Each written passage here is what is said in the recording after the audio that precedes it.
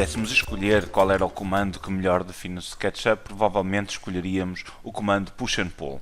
O comando Push and Pull funciona de um modo muito simples. Portanto, nós temos que selecionar a ferramenta, aqui está ela, Push and Pull, portanto é este ícone que aqui está, clicamos sobre ele, selecionamos uma superfície e depois elevamos ou baixamos essa superfície para onde nós quisermos e quando tivermos fixada a altura que pretendemos, basta-nos clicar. Portanto, eu vou fazer aqui um undo. Portanto, isto é um método. Clicar a primeira vez, o cursor fica preso àquela face, clico a segunda e defino a altura do objeto. O outro método é, pura e simplesmente, clicar uma vez, arrastar o cursor na direção que queremos fazer o push and pull e depois definir a distância. Por exemplo, vou pôr aqui Enter, e ele então define-me a altura, portanto, com que vai elevar aquela face.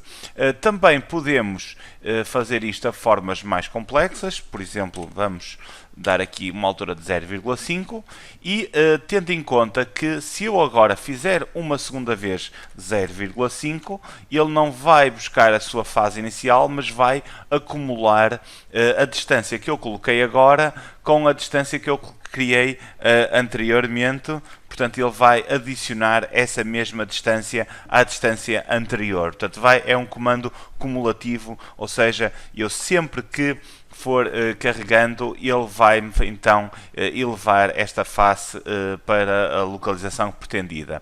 Também é um comando que funciona em qualquer face que nós escolhemos e funciona de acordo com a perpendicular à face que nós escolhemos. Por exemplo, eu vou aqui desenhar muito rapidamente um objeto, peço desculpa, com push and pull, já agora. Vou aqui mover esta aresta que aqui está. Portanto, temos aqui um plano inclinado e o que acontece com o push and pull é que ele faz o push and pull sempre perpendicular à face selecionada, portanto, de acordo com a face que nós escolhermos. Também, outra característica é que ela funciona com superfícies e não com arestas. Portanto, se eu colocar o cursor sobre uma aresta, ele não faz nada. Portanto, devemos sempre colocar, sempre que possível, a meio da superfície que nós pretendemos esticar, para termos a certeza que é essa que selecionamos, para não haver qualquer tipo de dúvidas. Caso contrário, se pusermos sobre uma linha, pode originar que afinal estamos a selecionar a superfície adjacente e não aquela que realmente pretendermos. Outra das características do push and pull é que ele memoriza a distância que utilizamos anteriormente. Por exemplo, eu vou fazer um push and pull desta figura aqui até meio e agora quero fazer a restante. Se eu não souber a medida, basta-me fazer duplo clique e ele vai-me fazer o alinhamento exatamente com a mesma distância que eu utilizei anteriormente. Portanto, basta-me fazer o primeiro push and pull e depois o segundo, terceiro, quarto, assim sucessivamente, basta-me fazer duplo clique na superfície que eu pretendo extrudir e ele vai-me fazer exatamente com a medida da primeira que foi indicada. Outra característica é que eu posso utilizar outros objetos ou outros pontos para referência. Por exemplo, eu quero trazer este objeto, fazer um push and pull até a face deste, basta-me indicar um ponto que esteja aqui nesta face e automaticamente ele faz-me isso como eu pretendo. Portanto, basta-me clicar aqui, clicar o alinhamento por onde eu quero colocar aquela face e ele faz-me então esse preciso alinhamento. Do mesmo modo aqui na vertical, portanto eu quero colocar este prumo exatamente à altura daquele, basta-me clicar sobre a face e qual é o ponto de referência pelo qual eu quero alinhar e deste modo, muito rapidamente, eu consigo alinhar estes objetos todos, mesmo sem saber qual é a medida necessária para eles ficarem todos à mesma altura.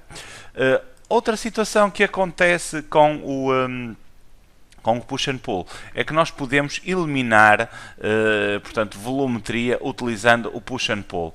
Por exemplo, eu tenho aqui esta face que aqui está e se eu quiser selecioná-la e trazê-la cá para baixo, portanto até à cota zero, ou seja, fazer espalmar esta face de encontro ao seguinte, vão reparar que me desaparece a aresta e desaparece a superfície, e se eu fizer a mesma coisa daqui até ali, portanto, ele vai-me gerar um buraco naquele espaço. Da mesma forma acontece aqui, e se eu colocar este ponto e esticá-lo até à face posterior, reparem que é uma face que está ali daquele lado, ele vai-me eliminar e gera-me um buraco naquele espaço. Quais são as condições para que isso aconteça? É que ambas as faces têm que estar paralelas e temos de ter cuidado de não existir geometria pelo meio. Por exemplo, vou tentar fazer a mesma coisa aqui e verifico que não tenho o mesmo resultado. Isto acontece porquê? Porque a face posterior deste objeto não é paralela à face anterior, portanto, deste modo não consigo fazer o push and pull eliminando, criando aquele buraco que ali pretendia. Da mesma maneira, apesar de neste caso eu ter as duas faces também, portanto, adjacentes, o que acontece é que fica sempre ali qualquer coisa, uma vez que ao desenhar esta parede eu coloquei uma linha aqui por trás. Portanto, vão verificar que eu ao tentar fazer o push and pull e puxá-lo para a face de trás, eu não consigo fazer aquilo, mas se eu vier aqui eliminar esta linha, eu já vou conseguir fazer o push and pull ali para trás e criar o buraco conforme eu pretendia anteriormente.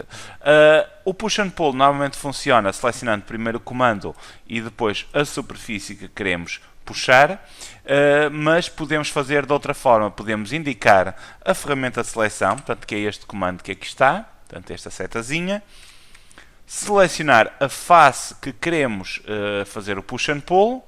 E agora, mesmo que a face não esteja visível, portanto, reparem que ela está do lado de lá, se eu carregar agora em push and pull, verifico que consigo fazer o push and pull clicando num ponto e no outro e obtendo o mesmo efeito. Portanto, não é uma forma imediata, portanto, eu tenho que selecionar a face e agora posso aqui rodar, indicar o push and pull e permite-me, por exemplo, dizer que eu quero fazer um push and pull com esta medida, desde este ponto até este, e ele faz-me exatamente aquilo que eu pretendo. Portanto, neste caso, eu não posso selecionar previamente o comando, eu tenho que começar por selecionar a superfície com a minha ferramenta de seleção.